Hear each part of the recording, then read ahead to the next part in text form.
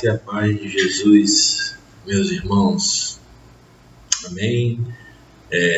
Estamos na nossa última aula de transformação da alma. E hoje nós vamos falar sobre a fé correta. Uma fé correta produz um comportamento correto. Você sabia disso? E o inverso também é uma verdade. Se você tem uma fé errada, ela vai trazer um comportamento errado. Quando você crê, por exemplo, que você é amado por Deus, que você foi escolhido por Deus, isso traz dentro de você uma paz. Primeiro, que você é amado. Quem é amado é cuidado. Segundo, que se você é escolhido, a responsabilidade da sua vida é dele. Entendeu? Agora, se você não crê nisso, você pensa que está sozinho. Você pensa que tudo depende de você. Então, uma fé correta é fundamental para que você prevaleça na sua vida, em todos os sentidos, né? Não é só uma vida da igreja, mas em todos os sentidos. Então, crer corretamente é importante, porque todo comportamento ele é resultado de uma crença. Todo comportamento é resultado de uma crença. Grave isso. Todo comportamento é resultado de uma crença. Por exemplo, quando você vê alguém bem triste, sempre ele é uma pessoa muito triste, ali por trás disso é fácil você detectar. Tem uma crença, né? Algo que ele está acreditando, que ele está olhando, que ele não vê perspectiva melhor. E aquilo ali gera algo que traz um comportamento que você detecta essa tristeza. E o contrário também é verdadeiro, né? Quando você vê sempre alguém eufórico, pipocando, né? Sempre alegre, você conversa com a pessoa, a atitude dela é sempre de coisas tipo, não vai dar certo, é positivo. Aí aquilo ali é resultado também de uma crença, porque a Bíblia diz que a boca fala do que está cheio o coração. Então veja, se você começa a conversar com alguém que ela é uma pessoa que levanta, né, as outras, que sempre está animada, pode ir atrás, que ela é uma pessoa que crê assim, amém? Então, a crença errada vai produzir comportamento errado, como eu já falei. Não existe teologia neutra, pois aquilo que nós cremos sempre vai produzir um estilo de vida, um resultado para nós. Então, não existe esse negócio de você se expor a um estudo, uma doutrina, e isso não afetar você. Sempre ele vai trazer uma crença, sendo positiva ou negativa no que ele diz, no que tange a palavra de Deus. Amém? Então, cuidado com o que você crê, né? E hoje, falando aqui dessa aula, justamente sobre isso que nós queremos falar, para que você creia corretamente e viva para cima, viva incendiado pelo Espírito Santo. Amém? Então, se queremos ser transformados, né? Porque a nossa aula é transformação da alma. Se você quer ser transformado a produzir um comportamento correto, você precisa crer corretamente. E algumas coisas são tão básicas, né, nessa sua caminhada com Jesus, né? Então, crer que, como eu já falei, que você foi escolhido antes da fundação da terra. Crer que ele não escolhe errado, ele escolheu você corretamente. Veja como é maravilhoso, né? Antes dessa terra ser construída, você já foi escolhido para esse tempo que você está vivendo, não é? Então, para isso, né, para crer corretamente, nós precisamos mudar a nossa forma de pensar, amém? Então, esse é um processo, esse processo de mudança de crença é uma mudança na mente e que passa pela palavra de Deus. E a palavra de Deus chama isso de arrependimento. Olha que interessante. Muitos de nós, e eu me incluo nisso, quando ouvi essa palavra arrependimento, sempre remete a uma questão de ficar triste, ali pensativo em algo que você fez, mas não é isso. A palavra arrependimento no original, no contexto de Romanos 12, 1 e 2, está falando de mudança de mente, né? Então, no grego, chama-se de metanoia. A palavra original grega para arrependimento é metanoia, que literalmente significa mudança de mente ou mudança de ideia. É mais ou menos assim. Imagina que você chega ali numa sorveteria, olha aquele balcão, e aí você vai ver o sorvete de morango, sorvete de bacuri, ou de chocolate, ou de açaí, e o de goiaba, e o de flocos e tal. Aí você diz assim, olha, eu quero uma bola de chocolate e eu quero uma bola de flocos. Aí ele coloca lá a bola de chocolate. Quando ele vai colocando a de flocos, ele diz, não, eu quero mesmo, no lugar de flocos, eu quero açaí, chocolate com açaí. O que foi isso que aconteceu? Você se arrependeu, você mudou a sua mente. Você queria uma coisa e agora você quer outra. Eu estou tentando ilustrar, porque se o grego, né, se essa metanoia é uma palavra grega, se ele for numa sorveteria e ele trocar o sabor, ele se arrependeu. Você acredita nisso? Então, o contexto bíblico para arrependimento é mudança de mente. Não necessariamente aquela coisa triste, né, que você fica contrito, pensando em algo que você fez e gostaria de não ter feito. Não está falando disso, está falando de mudança de mentalidade. Então, quando eu mudo minha mentalidade, eu me arrependi e, por consequência, eu começo a crer de forma diferente. Então, veja, para que haja uma transformação da alma, você e eu devemos viver no arrependimento. O que é isso? Viver constantemente sendo mudado a forma de pensar nossa, do mundo e de tudo que nos foi ensinado, pela forma que o Espírito Santo trouxer para nós. Por quê? Porque Deus sempre quer o melhor para você. Você sabia disso? Pense assim, Deus é dono de todas as coisas. Deus, ele tem tudo que ele precisa. Ele é o criador de tudo. Ele não precisa de você e de mim. Então, isso é um ponto de partida grande, interessante, para que eu e você entendamos que Deus só quer o melhor para nós. Então, toda vez que Deus disser para você mudar um pensamento, uma atitude, quem vai vencer mesmo no final das contas é você, porque Deus, ele já é vencedor. Você consegue compreender isso? Deus, ele não precisa que você mude ou que eu mude, mas nós é que precisamos. Ele, no sentido assim, lógico que ele, sendo nosso Pai, ele nos quer ver vencedor ou vencedores, e aí sim ele quer que a gente mude, porque ele quer ver os filhos vencedores. Mas o objetivo desse desejo dele é nos beneficiar. Então, às vezes, nós não fazemos coisas que Deus nos manda porque achamos que Deus quer nos podar, nos privar de algo. Não. Deus, ele quer nos dar, né? A Bíblia diz que ele amou o mundo de tal maneira que deu o seu Filho, né, unigênito, para nos salvar. Então, o arrependimento verdadeiro é uma questão de mudança de mente. É uma mudança radical de entendimento, de opinião. Quando renovamos a nossa mente com a palavra de Deus, estamos nos arrependendo. Esse é um ponto aí crucial. Quando eu renovo a minha mente, eu estou me arrependendo. Você entendeu?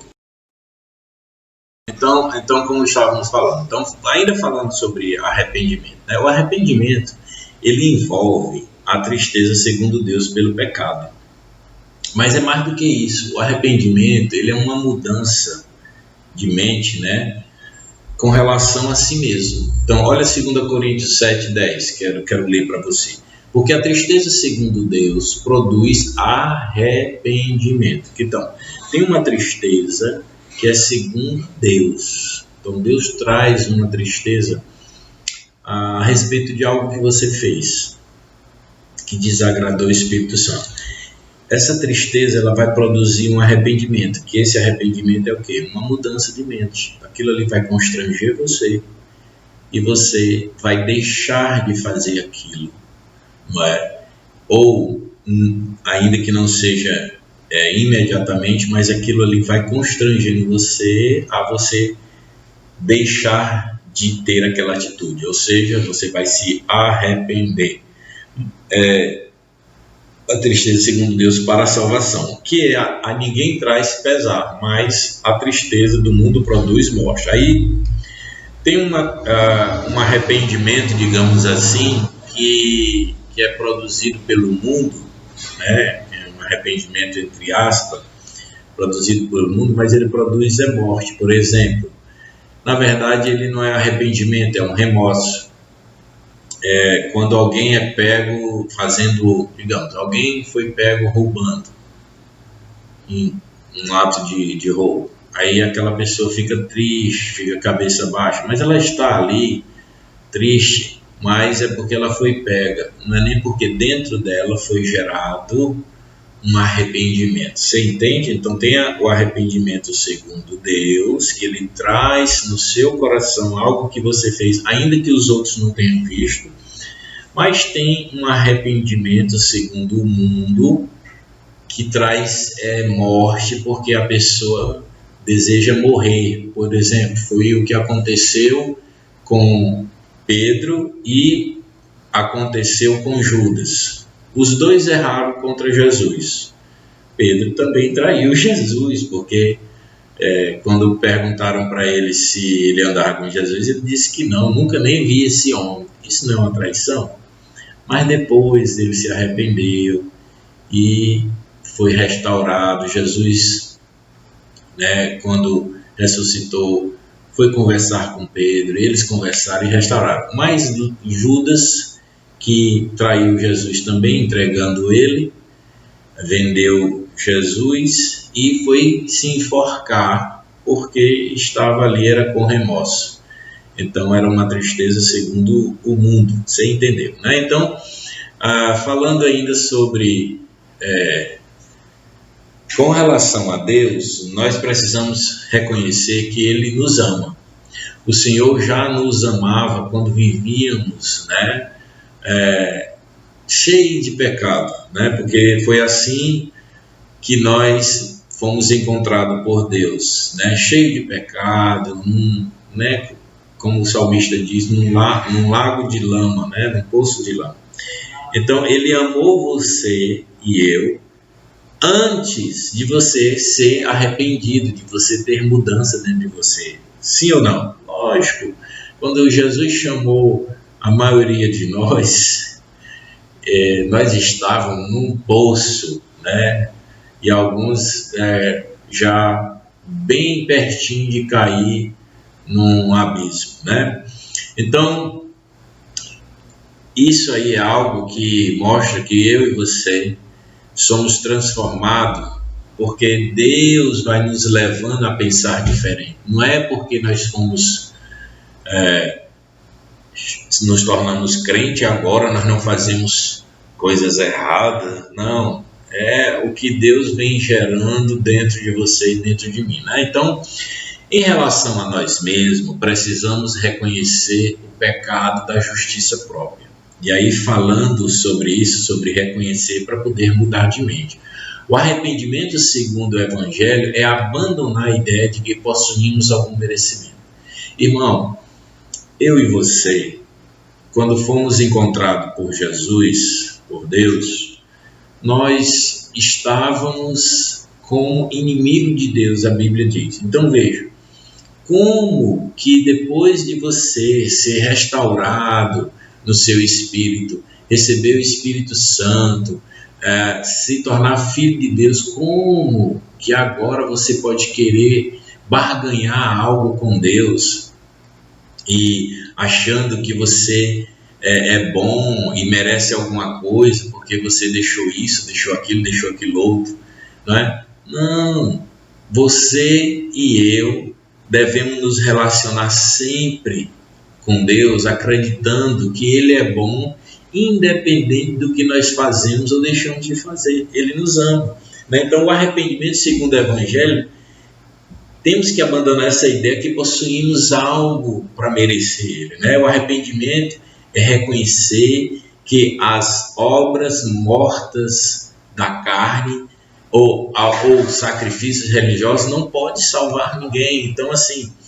nem as coisas que eu posso dar na minha carne, o sacrifício religioso, fazer isso, fazer aquilo outro, né? Isso vai redundar em crédito para que você possa receber nada de Deus. Eu e você não podemos dar nada para Deus. Então, como estávamos falando, né? Pedro cometeu o mesmo pecado de traição e Judas também, mas ele se permitiu a ser transformado, Pedro, e Judas não. Então veja,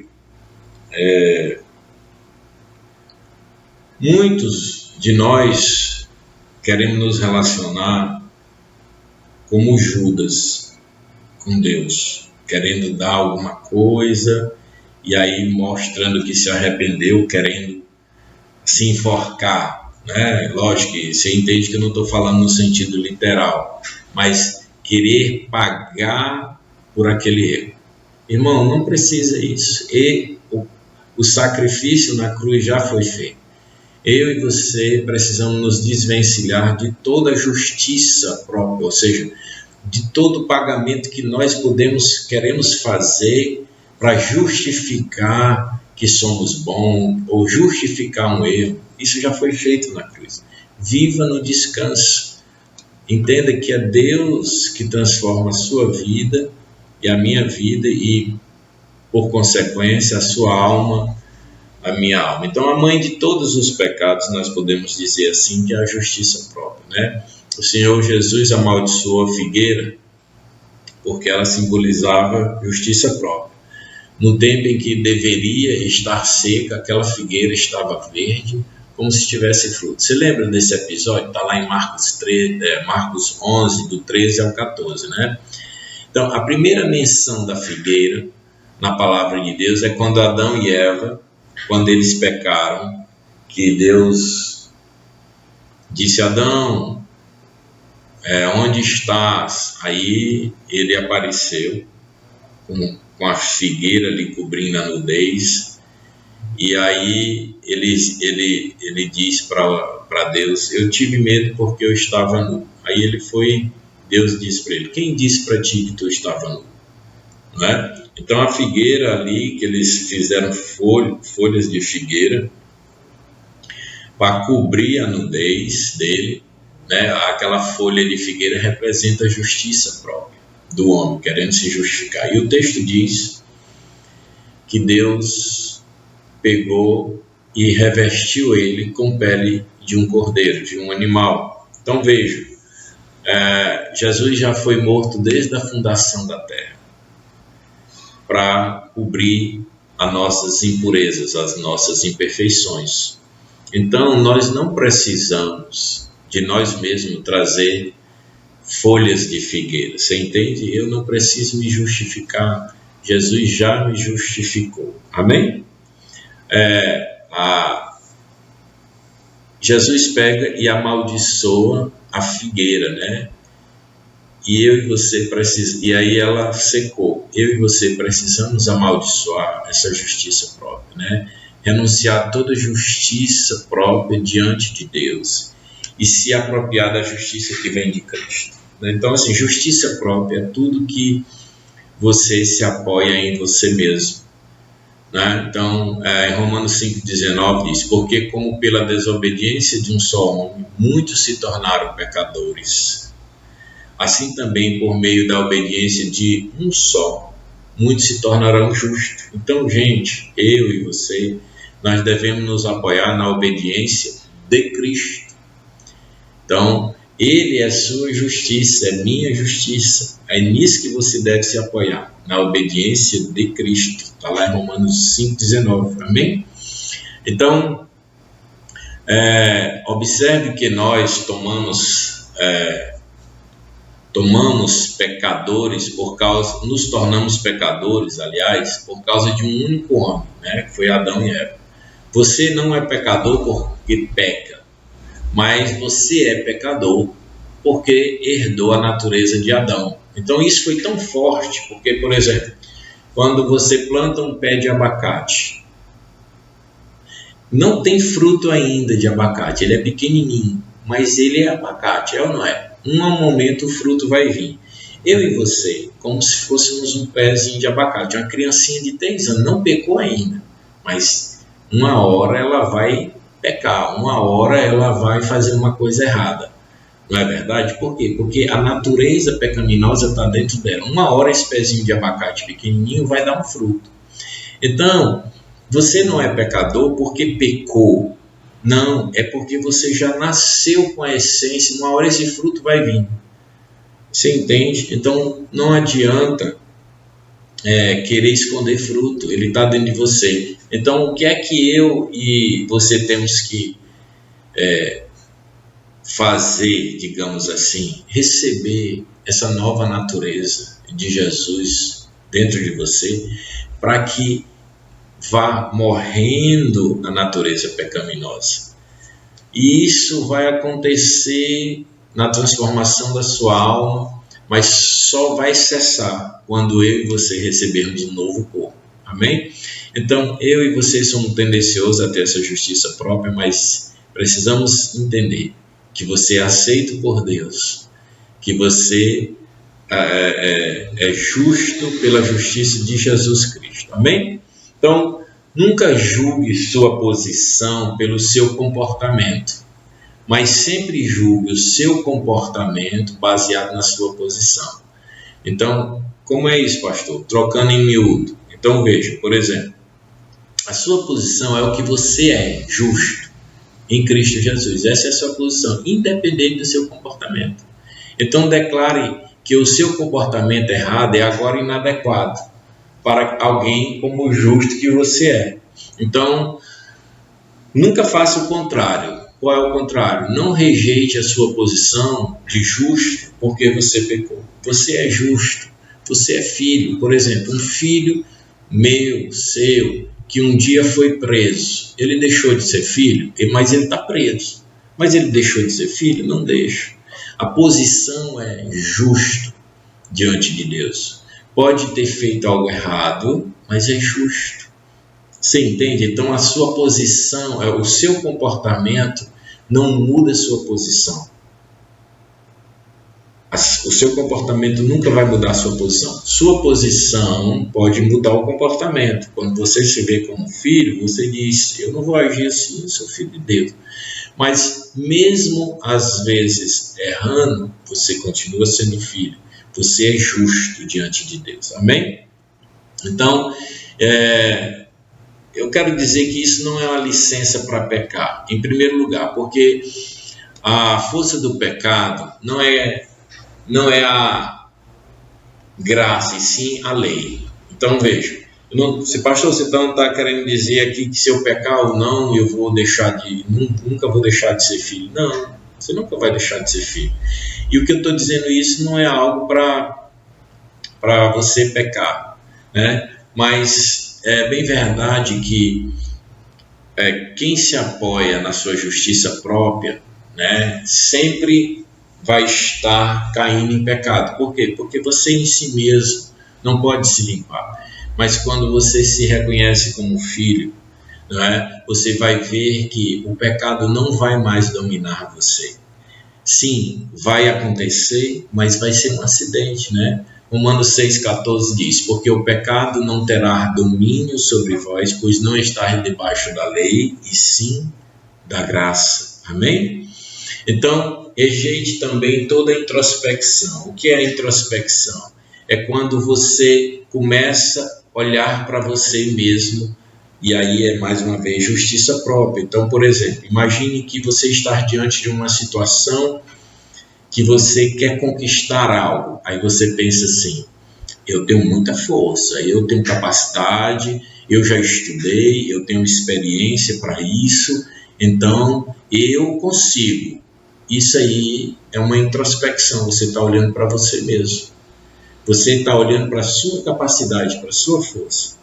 O contrário disso, que também é introspecção e justiça própria, é você olhar para a situação e dizer: eu não mereço, eu não posso, eu não tenho força para fazer esse desafio, eu não consigo esse cargo novo porque eu não estou capacitado, eu não tenho condições emocionais de fazer, eu sou o pior dos piores. Veja, as duas situações, tanto se achar muito como se achar nada, é uma introspecção. Você está introspectivo, olhando para você. Deixe isso de mão. Olhe para Jesus. Ele lhe chamou, ele lhe capacita, ele lhe ajuda nas suas fraquezas, nas suas debilidades.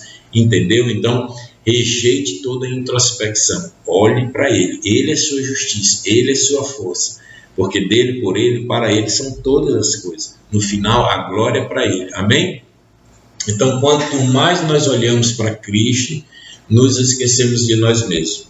Quanto mais você se apaixona por Jesus, quanto mais você olha para Ele, quanto mais você vislumbra Ele, e como é que isso ocorre? Por exemplo, chega uma coisa difícil na sua vida, você não olha para a sua capacidade, olha para Jesus. O que é que a palavra de Deus diz? A Bíblia diz que tudo é possível aquele que crê. A Bíblia diz que quem pede recebe, quem busca acha, quem bate a porta é aberta. Então, você pensa nisso. A Bíblia diz também que o Senhor é meu pastor, nada me faltará. E aí você começa a lembrar da palavra de Deus, em vez de ficar choramingando diante de um desafio. E isso aí é que quando você olha para a palavra de Deus, cada vez você vai ser transformado e parecer mais com Ele. Amém?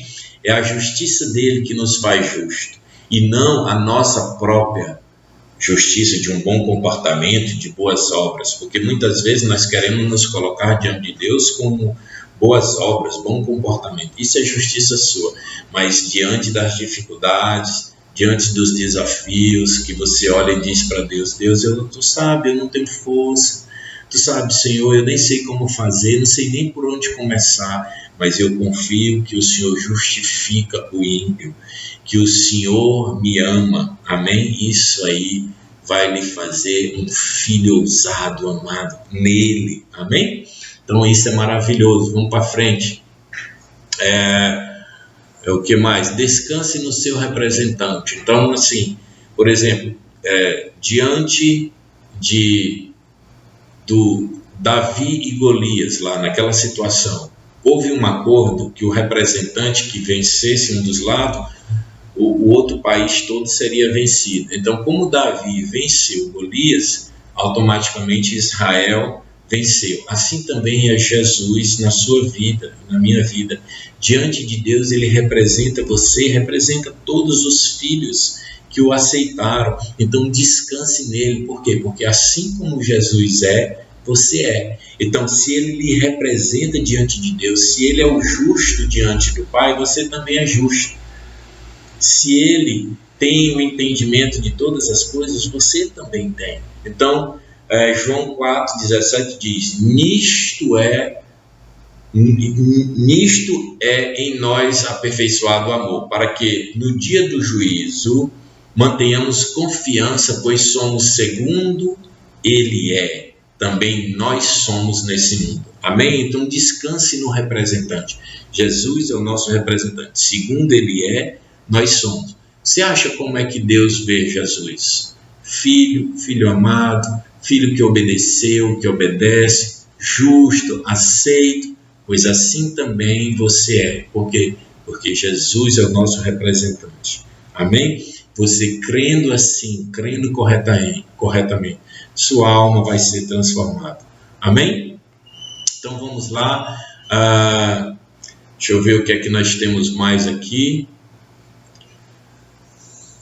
João 4,17 fala, sobre o que eu acabei de falar, que assim como Jesus é, nós somos.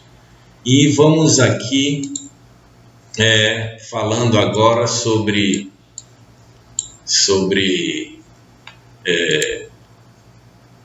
transformação da alma ainda, creia corretamente e seja transformado. Amém? Então, crer corretamente vai fazer com que você seja transformado. Então, veja, vamos lá. Cristianismo é uma questão de crer corretamente, não é uma questão de comportamento. Não, antes de tudo, não é uma questão de comportar corretamente, mas crer corretamente. O comportar corretamente, ele é um fruto de uma crença correta. O comportar errado também é um fruto de uma crença errada, né? Então, nós vamos ter um comportamento correto se nós crermos corretamente, né? E o padrão correto é o padrão da palavra de Deus, né? Olha que interessante como essa questão de crer corretamente faz uma diferença para uma alma próspera, né? Em 2 João 1, de 1 a 4, olha o que é que Paulo diz, né? O presbítero amado Gaio, a quem eu amo, na verdade, amado acima de tudo, faço votos por tua prosperidade e saúde, assim como próspera é a tua alma. Olha que interessante, estamos falando sobre transformação da alma, e aí você vê que Paulo fala que a alma desse irmão Gaio era próspera, né? Então veja, isso é muito importante. Então, como é que essa alma ela é próspera? Porque ele cria corretamente. Então, João diz que a lei foi dada por intermédio de Moisés, mas a graça e a verdade vieram por meio de quem? De Jesus. Então, a lei foi dada por intermédio de Moisés, mas a graça veio ao seu favor, ao seu encontro, né? A graça e a verdade andam juntas. Cristo tanto é a verdade como ele também é a graça. Se queremos desfrutar da graça, precisamos andar na verdade. Qual é a verdade? A palavra de Deus. A verdade não é só, não está do lado da graça, ela é a própria graça, né? Então vamos lá. Uma coisa interessante aí, todo comportamento ele é baseado em uma crença. Todo comportamento. Até falamos ali um pouquinho, aí você pode achar que isso está sendo repetitivo, mas isso é muito importante para a transformação da sua alma, né? Aquilo que nós acreditamos sempre vai gerar um comportamento, né? Então, assim, por exemplo, se você vê alguém prevalecente, né? Um homem de Deus, uma mulher de Deus, um homem conquistador de almas, né? Que prevalece no seu ministério, que tem um ministério crescente, prevalecente, ele crê corretamente segundo a palavra de Deus. E é importante você fazer uma oração pedindo a Deus para trazer revelação para você, se dentro de você há crenças erradas com relação à palavra de Deus. Por quê? Porque às vezes Deus quer sua prosperidade, porque a Bíblia diz que Deus anela, deseja a prosperidade dos seus filhos, mas às vezes, pela crença errada que você tem, você não concorda com o Espírito de Deus que está dentro de você, ou seja, Deus quer algo bom para você, mas você acha que não, né? Eu, por muito tempo, fui assim. Por muito tempo, eu acreditava que Deus era bom para os outros, mas para mim não. Por quê? Porque eu me achava o pior dos piores, né?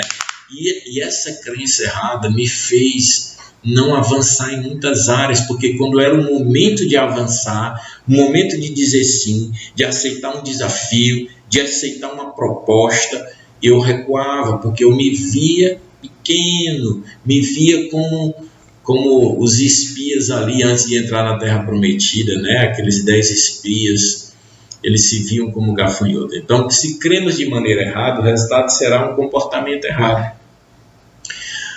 Não adianta tentar mudar o comportamento sem primeiro não mudar a crença que apoia ele. Então, todo comportamento, ele tem uma crença que apoia. Então, vamos lá. Por exemplo, se uma pessoa que sempre utiliza de álcool, de droga, para sentir um determinado prazer, ou fugir de uma determinada pressão, é porque na cabeça dele, a crença dele é que aquilo ali vai trazer prazer para ele. Eu até acredito que traga, mas traz um prazer ali, questão de minutos. Mas o desprazer ou o preço negativo daquilo dura toda uma vida, e aí você já sabe o resultado disso. Mas é uma crença errada, porque ele acredita que aquilo ali é a solução, né? Então, assim, as crenças erradas, elas trazem comportamentos errados. Então, se você quer mudar o comportamento, você não adianta mudar só o comportamento, você tem que ir na raiz. Qual é a raiz? A crença, não é? Então, vamos lá. Tudo aquilo que eu creio vai afetar o meu comportamento. Se sua vida cristã não tem avançada, é porque com certeza você tem uma crença errada, né? Todo cristão precisa avançar em todas as áreas, né? Área aí emocional, né? De como você se vê, como você vê os outros, na área de relacionamento aí interpessoal das pessoas, no seu casamento ou dentro da sua casa, na área profissional. Então, todo comportamento ele é gerado por uma crença, amém? Atrás de cada pecado também há uma mentira que eu acredito. Então, atrás de aquele que vive no pecado, ele está debaixo de um espírito de engano e de mentira. Então, veja, como é que você detecta isso? Aí eu e você precisamos de espírito de sabedoria, de revelação, para que Deus mostre as crenças erradas a respeito daquilo que lhe leva a pecar. Entende? Então, todo comportamento, grava isso, ele é pautado, baseado numa crença errada. Amém? Todo comportamento ruim, lógico, né? Então, toda mudança começa sempre na mente. Semeie um pensamento e colha um ato. Semeie um ato e colha um hábito. Semeie um hábito e você vai colher um caráter. Semeie um caráter e você vai colher o quê? Um destino. Então, essas coisas elas são paulatinas e vai fazer toda uma diferença na sua vida, e isso é que a gente está falando de transformação da alma, né? Tudo começa na mente, assim que se quisermos mudança, precisamos primeiro mudar nossas crenças, nossas mentes. Então, Romanos 12:2 fala que nós somos transformados pela renovação da vossa mente. Então, vejam, Romanos 12:2 fala isso. A maneira como você pensa determina a maneira como você se sente. E se seus sentimentos vão determinar o seu comportamento, aí, meu irmão, presta bem atenção no que você tem sentido, né? As pessoas acreditam que o problema é a emoção, mas isso não é um erro. As emoções são apenas o resultado de um pensamento. Então, se você vê uma pessoa emocionalmente deprimida, o problema não é a emoção, é o que traz a emoção, que é uma crença errada. Então, por exemplo, se você vê constantemente uma pessoa triste, deprimida, se você conversar com ela, se ela abrir o coração para você, ela vai lhe mostrar coisas que a leva a estar daquele jeito, né? Então, as emoções são mudadas e até desaparecem se mudamos os pensamentos que está produzindo aquela emoção, não é verdade? Então não adianta tentar mudar o comportamento diretamente, é preciso primeiro mudar a crença que apoia esse comportamento. Se a crença muda, inevitavelmente o comportamento também vai mudar. Mudar a mente é mudar a crença, né? Então, mudança de mente é mudança de crença. Para uma pessoa mudar, né, o seu comportamento, você precisa primeiro tentar conversar com ela para que a leve a pensar de forma diferente, que é o que a maioria, né, por exemplo, de uma sessão de psicologia, aí ele tenta canalizar um pensamento que às vezes está desorganizado para um pensamento mais no foco que é necessário para a pessoa. né? Nós somos transformados pela renovação da mente. Não adianta repetir leis e mandamentos para a pessoa. Então, tem muitas pessoas que acham que se você pegar, mostrar que a pessoa, olha, se a alma que pecar, essa morrerá. É verdade, mas isso não transforma a pessoa, porque isso vai trazer só medo. Você tem que tentar mostrar um novo modelo, só que da palavra de Deus, e em ministrando a palavra de Deus, tanto para você como para qualquer outra pessoa, você vai mudar a mente. Mudando a mente, você vai automaticamente trazer um arrependimento, né, que é metanoia, e por consequência, você vai ter uma pessoa com atitudes corretas. Amém? Mudança de comportamento é o fruto do arrependimento. Então veja, parece repetitivo, mas o arrependimento não é realmente mudança de comportamento. Mudança de comportamento é o fruto do arrependimento. Mesma coisa que a gente já falou ali, né? O arrependimento não significa, em primeiro lugar, abandonar o pecado, mas significa simplesmente mudar a ideia de pensamentos e de crença. Então, muitas vezes nós chegamos para Jesus e achamos que Jesus quer que nós tenhamos um comportamento diferente. Então, vamos lá, você até já falei aqui em outras aulas, você vai para o culto e aí a pessoa está contando uma piada suja, né? Uma piada imoral e tal, mas chegou ali na porta do prédio da igreja, você para aquilo ali. Por quê? Porque você está no prédio da igreja, então você não deve contar aquela piada. Não, você não deve contar aquela piada nem ali, nem em lugar nenhum. Não é verdade? Mas assim, muitas vezes, alguns de nós acham que Deus quer uma mudança só de comportamento. E Deus não quer uma mudança só de comportamento. Deus quer uma mudança de crença. Por quê? Porque se muda a crença, essa piada suja nem vai vir mais, nem lá e nem em outro lugar. Mas se você acha que é só uma questão de comportamento, lá você não conta, mas depois, em uma mesa com os colegas, você conta. Você entendeu? Então, cristianismo não é mudança de comportamento, é mudança de mente. Amém? Não, mudou a mente, mudou o comportamento.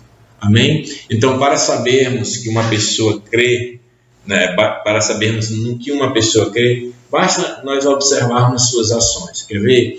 Se você passar 3 dias num sítio com vários amigos, familiares, que às vezes você nem vê muito tempo, você vai conhecer o coração da maioria deles, porque em algum momento a boca vai falar do que está no coração.